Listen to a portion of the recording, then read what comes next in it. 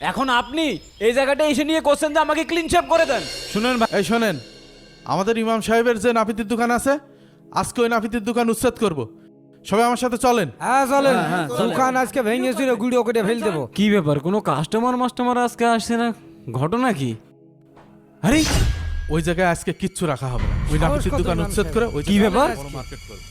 এ তো সব আমাদের মসজিদের মুসল্লি। সম্পূর্ণ কি বলেছে বুঝতে পেরেছেন? হ্যাঁ হ্যাঁ বুঝতে পারিস। এই ইমাম সাহেব, ইমাম সাহেব এদিকে আসেন। বেরিয়ে আসেন। আসসালামু আলাইকুম।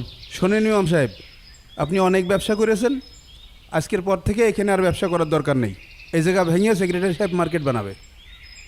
এই মসজিদে ইমামতি করেন, আবার নাপিতগিরি করেন, লজ্জা করেন আপনার? আপনারা মুরব্বী মানুষ, বেয়াদবি মাফ করবেন। আমি মসজিদে ইমামতি করার পাশাপাশি একটা ছোটখাটো ব্যবসা করছি। আমি তো কোনো চুরি ডাকাতি করছি না। আপনি একটা সেলুনের দোকান করেছেন,